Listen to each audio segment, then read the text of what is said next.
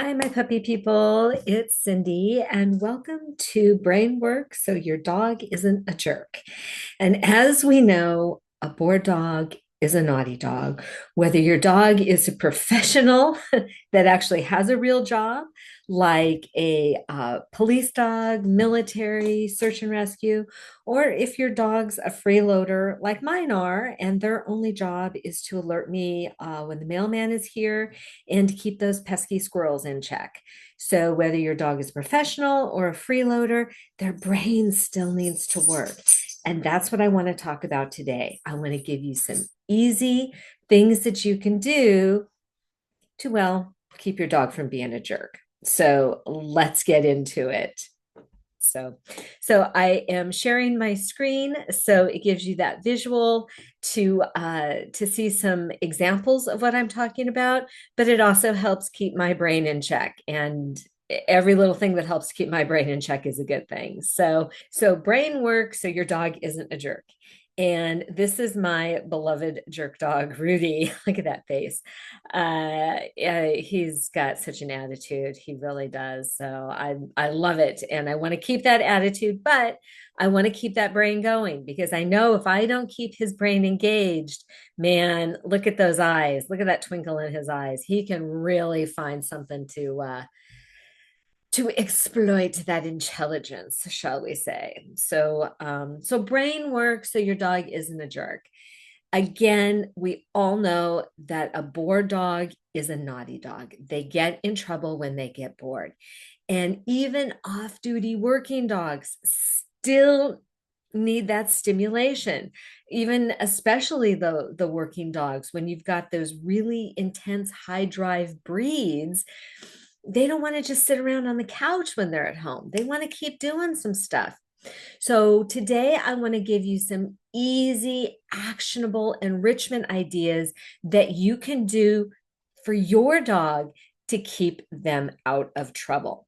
So we're going to talk about why dogs need enrichment, what is enrichment, and some simple, easy, and sustainable ways to keep doing this for the rest of your dog's life. Because honestly, that's what it is. It's not like you just go on a diet, you lose the weight, and then you can go, eat pizza and drink beer the rest of your life. It doesn't work that way. I've done the research. We have to keep doing this, or else they're just going to fall back into their old patterns. So anyway, who am I? For those of you that don't know me, my name is Cindy Scott. I am the founder director of Dogs Etc. Dog Training. I have been a professional trainer, behavioral consultant for over 30 years. I don't even want to talk about the time anymore, how long it's been. I can't even believe it's been that much time. I'm veterinarian recommended. I work closely with a lot of veterinarians. I'm AKC certified. I'm an animal behavior college mentor. I'm a Kong ambassador, as well as a Working Dog magazine ambassador, and I'm a mom. And those three letters are the most that I'm proud of after my name. And I've worked hardest for those three letters. But what those three letters mean to you being a mom is I know you don't have a lot of time. I know whether you have kids or you don't have kids, we're all pressed for time. We're working, we've got families, we've got lives. And so everything that I do is geared around incorporating the dogs, the training into your life and your lifestyle to make it as seamless and again, as sustainable as possible. Because that's what it's about. Sustainability. Doing it once is not going to fix any problem, whatever the problem is. It's about consistency. What do they say? Repetition plus awareness equals mastery. So it's repetition, repetition, repetition, and building those good habits. So why do dogs need enrichment? And what does a bored dog look like? Well, let's talk about that to start with, shall we? Yeah, here's a bored dog. These are examples. People come to me all the time. What do I do when my dog gets into this trouble or my dog gets into that trouble? And I'm like, well, they're bored. Why are they doing it? And that's the difference between a trainer and a behavioral consultant or behaviorist like myself is they're going to look at what's causing the behavior. not just a way to train it out of the dog or to punish the dog. Because if we punish them for doing it, but haven't alleviated the reason why they're doing it, the catalyst, they're going to start doing something else. So maybe they're not chewing up the pillows or the books, but they're still bored. So now they're going to start, I don't know, counter surfing. I love this one picture of the dog just looking lovingly at that. I don't even know what it is on the countertop. Um, but they're going to do the counter surfing. Why do they do the counter surfing? Which we're going to talk about in a few minutes. Number one, dogs are scavengers. They are hardwired to scavenge and look for food. So you leave it on the countertop. Of course, they're going to partake in the deliciousness, right? And again, if we just punish them and yell at them for doing it, what does your dog learn? Oh, I guess I can't do it when she's sitting right here or when she's watching me. So I'm going to wait till she leaves the room or she leaves the house. And then it's like party on. It's like a frat party, right? Okay. So what we want to do is to give them better options, better choices to make rather than counter surfing. And yeah, it's annoying when your dog eats this stuff, but it could easily end up something that could land them in the emergency room, medication, wrappers, other things. The barking, a lot of the barking is boredom. Boredom. A lot of dogs, they have nothing else to do. So what do? They sit in the front window like these dogs and watch everybody that goes by. And then they have to bark at everybody that goes by because what else have they got to do? It's their TV, right? And we can close the windows, but then they're just going to break the blinds because they want to see. Always have to replace the bad habit with a good habit. Your dog is not just going to sit and stare at the wall and watch the paint dry, unless you have an older dog that's all they want to do anyway. But when you've got these young, active dogs, they need that mental stimulation.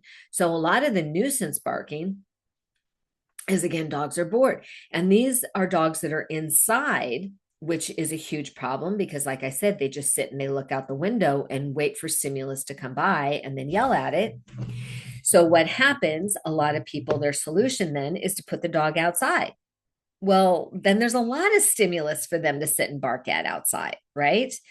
So wherever your dog is, we have to give them a proper outlet for that.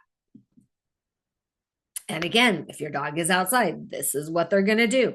Left to their own accord, they are going to find things that stimulate them. And digging, I mean, dogs are hardwired to dig, especially if you have a terrier or a water dog. I work with a lot of water dogs, labs and goldens, that those sprinklers come on and everything gets wet and and the sprinkler goes off. So they will dig to get the moisture that's already in the ground, and then they will dig and rip up the sprinklers because they're trying to get the water to come out, right? So digging is another example of a bored dog. And here's another type of digging, trash digging. Again, dogs are scavengers. They're looking for food, plus they're looking for stimulation. So when you have the two of them together, food and stimulation, it's of course it's a no-brainer for your dog. Of course they're going to root through the trash. And we can punish this and punish this, but if we punish them or keep them from rooting through the trash, but they're still bored, they're going to find something else to occupy themselves. Escape behaviors. This is something else that I see, not as much as I used to, because most dogs are inside now. Yay. But a lot of dogs, when they are relegated to being outside, they're bored outside. So they look for stimulation. They look for other things to do. I love the husky in the middle. It looks like he's smiling. He's like, hey, it's like he's photobombing whoever took that picture. Hey, they're looking for things to do. They're bored where they are, so they're looking for something else. Years ago, I had a client that was here locally in Anaheim Hills, way up in the hills, and their lab would always, it was a yellow lab, not that that matters, but I always picture her in my brain. Her name was Daisy.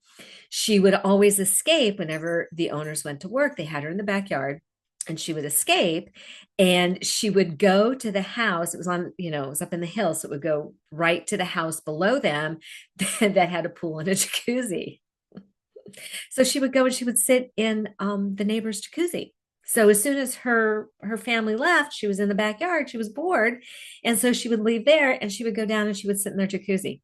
And so the neighbors would always be calling them and go, "Yeah, Daisy's here again." Da da da da da. So that's one of the reasons that they called me in. But why was Daisy leaving? She was bored. She was bored. Isn't I'm gonna sit there.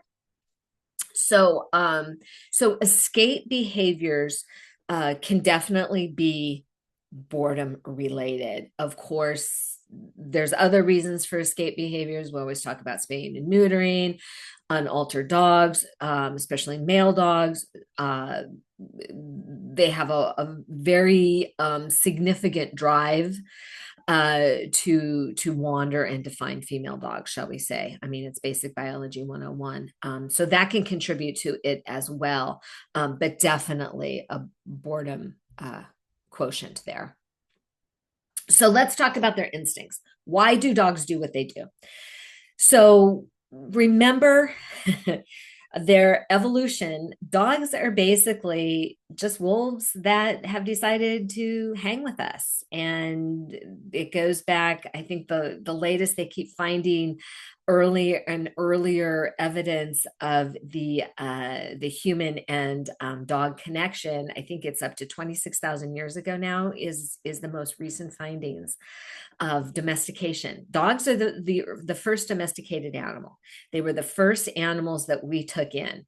And I could, well, I do talk on and on about why and how magical and wonderful they are, but we have such a connection with them, humans and dogs, like no other species. Even other species that we are related to, other primates, we are more connected to dogs on many levels. But we cannot forget their natural instincts, even though they sleep with us. They live their lives with us. We dress them up in cute little clothes and put little bows on them and paint them different colors. Or is that just me? But those instincts are hardwired in them. And so even though cute little Fifi is adorable love of your life, she has those natural instincts just like any other breed. So we want to keep that in mind as we live with them, and it gives us some different clues as to how we can enrich them. I love this. I love this meme so much. We were once wolves, but then we noticed you had sofas. And I always think of that. I mean, I always think about that. How smart are dogs? They're like the smartest. I'm sure they saw us and they're like, oh yeah, I can see how I can manipulate this system for sure. Everybody thinks that it's all this altruistic, dogs are loyal companions. Well, anybody that's been through a group class knows that they're going to go to the people that have the best treats. So I have no delusions of grandeur that my dogs wouldn't sell me over for a piece of chicken for sure, or a softer couch. But even though, like I said, they're hanging on the couch with us, they're lapping up our air conditioning, they're still wolves. And so those instincts we need to keep in mind. So what is it about wild canines? What did they do? One, they scavenge for food. Okay, dogs are not true carnivores like cats are. They're scavengers.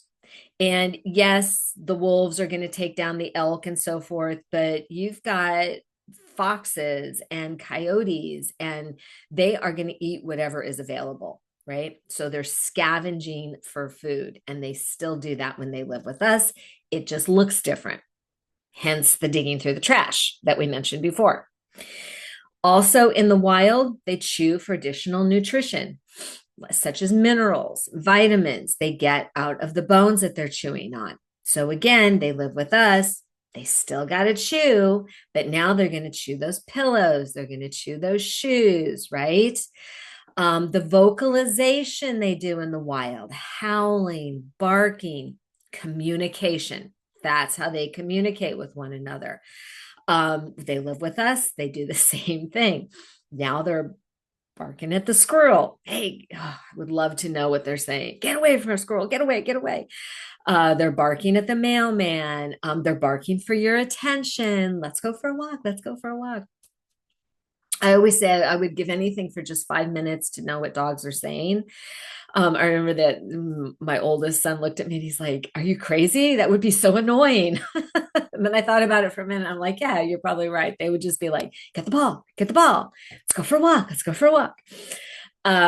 But these instincts, your dog, I don't care how sweet and precious and adorable they are, they still have these instincts. Even cute little Fifi foo dog has these instincts. Again, they just manifest differently when they live with us. They're not chewing those wild elk bones, but they're going to chew your table leg. Or, like I said, they're not, scavenging for food on the ground, they're scavenging through your trash or your countertops. So please keep that in mind as you live with your dog and as we do these things. Let me move my face up. So these natural instincts, we want to provide enrichment and stimulation, hence brain work. It's all about that brain work. How much exercise enrichment does your dog need? And how much do they need on a daily basis? And then again, how much is enough? How much is too much? And a lot of it is going to depend on your individual dog. And this is where you have to really get to know your dog. It's going to depend on their age. Of course, a 6-month-old dog is going to need more physical and mental enrichment than a 6-week-old puppy or a 6-year-old dog, let alone a 16-year-old dog. So age is a huge factor. Medical conditions. If your dog is diabetic, if they have arthritis, if they have Cushing's, if they have Addison's, if they have any of those medical issues, or if they've had hip dysplasia, if they've had an ACL repair, if they've had a broken leg in the past, or something along those lines, an injury or a condition, we always have to keep that in mind, because a lot of the breeds that are very tenacious and have a hard drive, they will go and they will go until it's unhealthy for them. My poodle Rudy, he will play ball till he passes out. And he actually hurt his neck once because he is getting a little bit older. So I have to really make sure that we put a time limit on it. Actually, I have to train my husband to do this. He's my unruliest child. But we have to put a time limit on it. And then I've talked to my husband about how hard he can throw that ball and what he can do with him. So keeping those conditions, keeping the age in mind, and yeah, that breed. So a 6-month-old Belgian Malinois is going to need a lot more enrichment than a 6-year-old pug or a 6-week-old bloodhound, whatever. So the drive, and terriers, retrievers like the poodle, like my Rudy, they have a huge drive, but nothing like a terrier drive. My goodness, those terriers will go and go and go. Don't let the cute little Yorkies fool you. They are not lap dogs. They are Yorkshire Terriers. They were bred to run the rugged Yorkshire countryside and ferret out vermin. So of course they're going to have a strong drive. They are not going to lay on the couch all day. So knowing your breed is really important to know what kind and how much exercise they're going to need. And not just mental, but physical. And we'll talk about that. And then, like I said, your individual dog. So just knowing your dog's own individual, personalities. I ended up with a doodle. I know the rescue called me and, would you keep him just overnight while we find a foster? That was 2 years ago. You know, they know once they go to my house, they're never leaving. I fall in love with them in 5 minutes. So anyway, we got Reggie. He came. We think he's a golden doodle. He's a doodle of some sort. And I'm like, okay, here we go. Doodles, they're going to have lots of energy. They're going to be on fire. We got to keep them busy doing stuff. Reggie, God bless him. He's like an 80-year-old man. He just wants to lay in his bed and he doesn't like a lot of commotion. It's like if the other dogs he's like, hey kids, stop it down, get off my lawn, just leave me alone. I mean, that's kind of our Reggie. So even though he's a doodle and even though he's probably only a couple of years old, I don't really know for sure, but guesstimation, he's young. He's still like, no, I would just rather take a nap. So know your own individual dog. That we don't want to generalize or paint with a broad brush. So know your breed and know your dog. And please keep in mind the breed that dogs are not a naturally occurring species. We created them. We created them to look a certain way. We created them to act a certain way. Dogs are the most varied species on the planet because of us humans. Again, going back to evolution, they're the first domesticated animals. They've been with us since we started evolving, probably even as we were continuing to evolve. We evolved together, basically. So keep that in mind that we created them to have this high energy level. So if you get a terrier, don't get mad at them for needing a lot of exercise because it's kind of in the name. You know, it's kind of what you signed up for. Malinois, you've got that drive, you've got that intelligence, you've got that high energy level. They're amazing dogs, but they are not just going to lay on the couch. I had a Mal. We lost her when she was 16. Miss her every day. But even, you know, as she got to be older, I'd be like, girl, you're retired. You don't have to do all this stuff. But it's that drive. And when they get older, the challenge is keeping them down. So know your breed and don't get mad at the dog. Or suspected breeds, because sometimes we don't really know. I work with so many rescues and I've had so many rescue dogs, and most of the time it's just pretty much guesswork. Yes, they have the DNA now, so we have a little bit better idea of what's in there.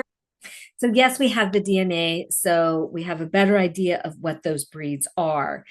So you know what to investigate, research them, what they were bred for, what we've used them for. It's fascinating history. Oh my gosh, I could do a whole presentation on that. And if you're interested, all you have to do is ask me once, and I'll go through and I'll do videos on each breed and what they've been used for.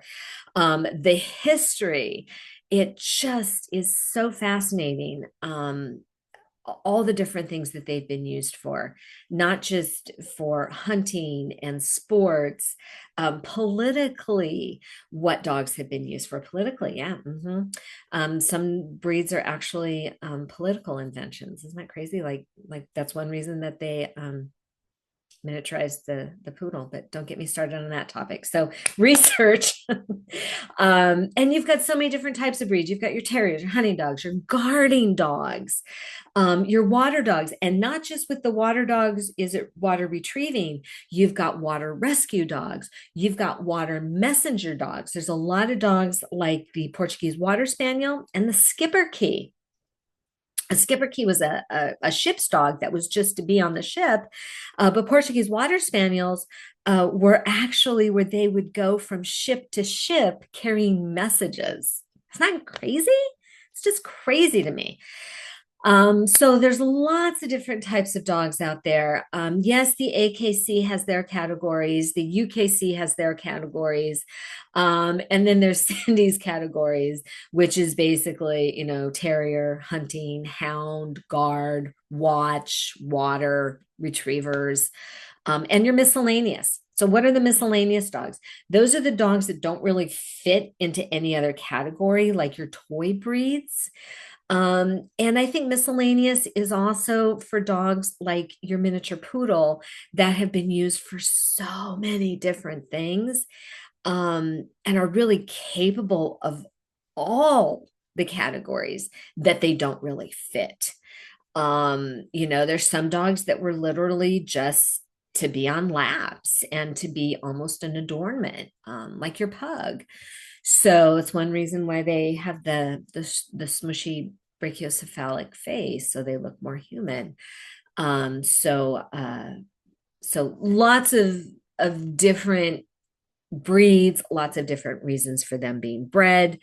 And when we're continuing to come up with new breeds all the time. Yeah, like your labradoodles, golden doodles, everything doodle, plus your Australian shepherd. That's a relatively new breed. I think it was in the 50s when they started breeding the Australian shepherd, which isn't an Australian dog, by the way. It's American. It's, I don't know, Americans, I don't know. So anyway, know your breed. See, you get me started talking about breeds, can't shut me up. Well, you can't shut me up about anything, but so left to their own accord, dogs will find some outlet for their energy, some way to amuse themselves. And typically, it's not what we would have chosen for them to do. So please don't be under the impression that you can just put your dog in the backyard and they're going to amuse themselves in a safe and sane way. It's like sending out your toddler into the backyard and going, okay, play. I guess we used to do that. I'm Gen X, so that's how we were raised. It was just, we were feral. We were like, go, come back when the street lights come on. But we got into a lot of trouble too. So there you go. So the magic equation is 5 minutes of mental exercise is worth 20 minutes of physical exercise. And I'm going to give you a moment to process that. Okay. Because we humans, we think that exercise is just having them run around the backyard for 30 minutes or whatever. That's what's going to wear them out. What that does, it actually helps them to build stamina. So it's going to take longer and longer to wear them out. Yeah, sure, it may take 10 minutes the first time, then it's going to take 20, and then it's going to take 30. It's like them training for a marathon, basically. So it's going to take longer and longer to get tired. Also, what that does is they learn to ignore you. So here's the thing that I have seen over the years is if they're just left to run around and burn off steam on their own and have their zoomies every now and then, which is fine. But what they're learning is to ignore you. So then when you call them for whatever reason, they're just going to blow you off. So I much prefer doing basic obedience commands. Go out with your dog is what I'm saying. Go out with them. Do some basic obedience commands. So you're getting them tired physically. They have to think about it. So it's mentally tiring. And the big layer to the onion is they're paying attention to you. And I cannot stress that enough. We want them to pay attention to you. So when you need them to come, when you need them to sit, when you need them to stay, when you need them to leave it, they're going to listen to you. Very, very important. This is a big one. Mealtime is training time. And this is huge. Again, it's a huge paradigm shift. So I'll give you a moment to process. But we want to take away those food bowls. What? How am I going to feed my dog? They're scavengers. In the wild, there's no bowls. So if we just feed them in a bowl, it takes them literally 10 seconds to eat, and then they're bored again.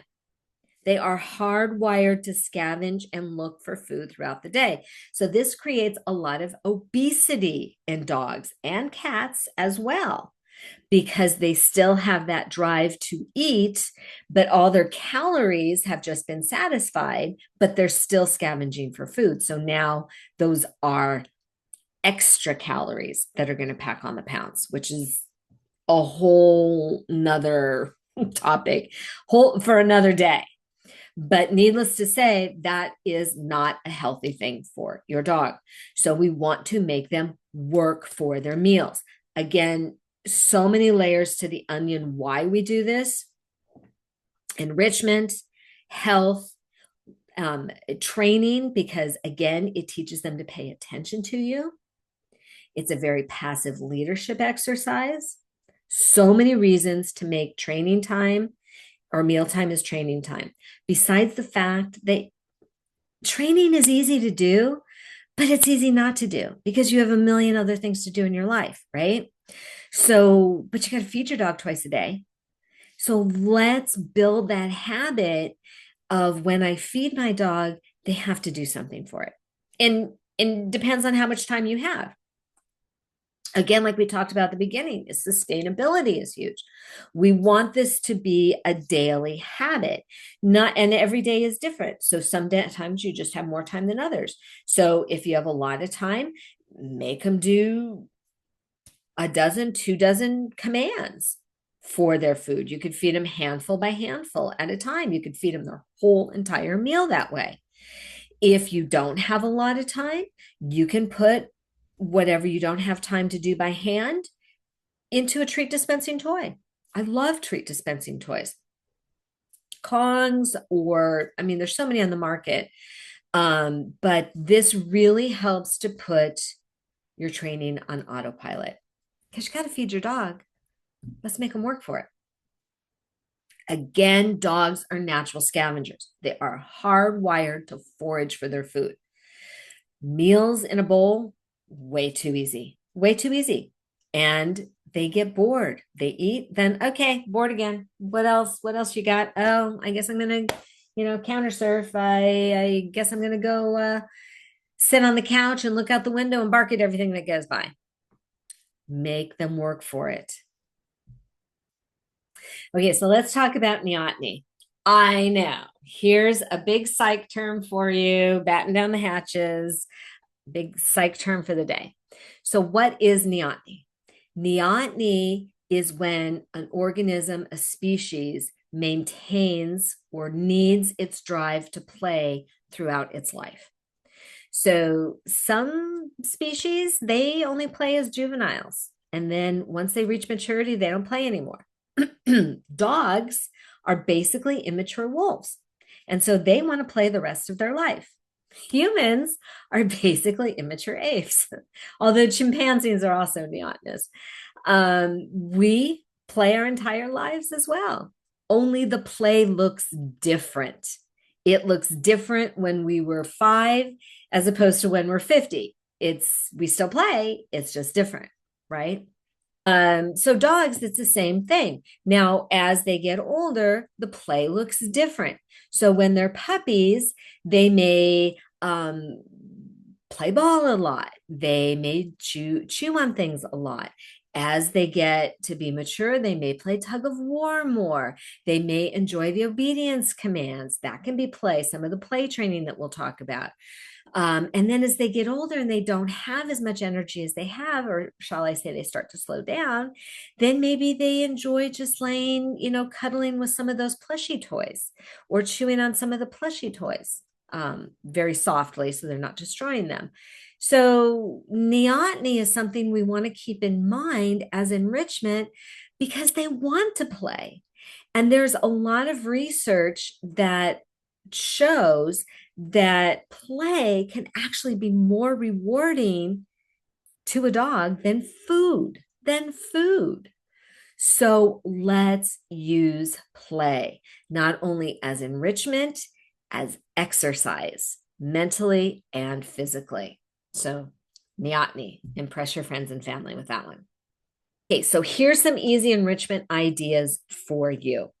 Basically, we've talked about making them work for meals. Nothing is free. Learn to earn. That's a way that we do some training and integrate the training into your daily routine. But working for the meals is huge. And then also is play, play, play, play, and play for them and play for you. It should be fun for both of you. What are the types of play? So, first and foremost is interactive. Interactive, it's pretty self explanatory. It's when you're interacting, you and your dog are playing together. Solo play is something that your dog does on their own because unfortunately, we don't always have time to sit around and play with our dogs. I wish that we did, but sometimes they have to be on their own. So, some solo games that they can play on their own. Stuffed Kongs. I love the Kong. It's fabulous. There's so many applications for training. And it is a toy that is designed so once they get the food out, they can sit and chew on that toy. There's a lot of things on the market that are not safe for your dog to chew on. Puzzles, uh, the snuffle mats, even the lick mats. Once your dog gets the food out, you should take them away from your dog because they will sit and chew on them and get off pieces of the plastic, get off pieces of the fabric from the snuffle mat, and end up in the emergency room. I've seen it too many times. So, those are things that are part of the interactive or solo when you are there to watch or supervise them. But there's things like your stuffed or your Kongs that once they get the food out, then it's still safe for them to chew on. And other chew toys, when I talk about chew toys, I'm not talking about the stuffy, plushy toys. Those are interactive toys. Those are not designed for your dog to sit and chew on because I hear this at least 10 times a day. Oh, my dog just rips those apart. Well, yeah, they're not meant to sit and chew on, especially if you have a terrier or a high drive dog, like we just talked about in the breed section. So chew toys are something that they can sit and chew on, like your nylabone, the hard plastic, the hard rubber, the safe toys, something that they can just sit and gnaw on. And foraging. Foraging is something that they can do on their own. So instead of food in a bowl, like we talked about, foraging would be food in a toy. Or you can literally just take a handful of kibble and toss it on the floor like you're feeding the chickens. And then they have to hunt and peck and find it. Okay. So that's something that they do on their own. Yes, games. So the interactive games that I like are your obedience, the commands, the come, the sit, the down, the stay, the walk on leash, all of the tricks that your dog knows, anything like that. Fetch. Fetch is a wonderful game where you can sit and play. I love fetch because I just sit on the couch and the dog does all the work. Tug of war. Tug of war is fine. If you don't have an aggressive dog or any issues like that, absolutely play tug of war. There's definitely some benefits to it for sure. I love agility and paw core, all of those play training. Those are yes games. Those are games that I love for you to play with your dog. Now, here's an example of creative play. Having the dog in the pool here in Southern California and it gets warm, having them play in the pool is wonderful, especially if you have a water dog. It's a great way for them to get out those natural instincts. I could just watch this all day. The dog's having fun, the people are having fun. This is great physical, it's great mental enrichment. This is a yes game, something that is good to play with your dog. Here is an example of a yes solo play. This is my Rudy chewing on a nylabone. That's actually, oh, here's Reggie. He just wants some love. He's very insecure doodle. But the nylabone is inside of the Kong And so it's two toys in one. So once he gets the Nylabone out, he's still got the Kong to chew on. It's a great solo game. Yeah, do you think my dogs have enough toys? They have they have an addiction problem, I think, toy addiction. They need a 12-step program. No games. So let's talk about some no games. Games that are not appropriate to play with your dog. So number one is wrestling. Playing rough with your dog, wrestling, getting them all amped up, basically. The wrestling, the rough play, when they get so excited, what that does is encourages the excitement. So maybe the first couple of times you do that, it takes them maybe 5 minutes to get excited. The next time, takes them 5 seconds to get that excited. And typically, we want to focus on the calm, not the crazy, because the complaints that I get are uber attention seeking and dogs getting too excited too quickly. So, what encourages that? The rough play, the wrestling. Also, if you have a puppy or even an adult dog that's doing a lot of mouthing, a lot of biting, the wrestling encourages that. Okay. So, it's never something that I recommend. Also, the chase game is not something that I recommend. One, if you're chasing your dog, what it teaches your dog is to run from you, which is not what we want. Now, if your dog is chasing you, that's different. That's good. We want them to go towards you, not away from you. Plus the chase game, especially if you're chasing your dog, it gets them overstimulated very quickly. And what they will learn is to steal things and run because you're going to chase them. So they don't know the difference between, oh, you're not playing. Well, I'm playing. This is a great game. I'm going to steal stuff. You run after me. Fabulous, right? So basically, those games or anything else that your dog is getting super excited. If they start to get excited, game over. So even the yes games that we talked about, like your tug of war is a great example. If you're playing tug and they get too excited, game over. Even fetch, like I was talking about with Rudy, they get too excited, game over. Okay. We want to focus and work and reward the calm, not the crazy. I always say crazy doesn't need any help. Crazy is pretty self-rewarding. It's the calm that we typically need to work on with them. So like a deeper dive in all of this, please join me. I'm going to be in Nashville next month. I can't believe it's coming up so quickly. June 24th through the 26th, I'm going to be in Nashville speaking at the Working Dog Magazine Conference. And this is going to be for working dogs, professionals, your military, your search and rescue, your law enforcement. But for the first time, they are opening it up to all dog handlers. So here's the information. I hope you can attend. If you want more information, give me a holler. We'll talk. It's open to all handlers, basically. Just put me as the referral and you can just click on other and they'll let you in. So it's gonna be a lot of fun. It's Nashville. Come on. So come learn some more, have some fun with me in Nashville. If you have questions, comments, you're not sure about something, give me a holler and go play with your dog. So I hope that was informative. I hope you learned a couple things and you were able to glean a few things that you could take from it that you can do with your dog. And just remember, brain work so your dog isn't a jerk. That's what it comes down to. A bored dog, that's a naughty dog right there for sure. So anyway, if you have questions, give me a holler. Let me know what you think. And I hope you can join me in Nashville in June, which is next month. I can't believe it. So anyway, thanks for hanging out. Take care. Now go play with your dog.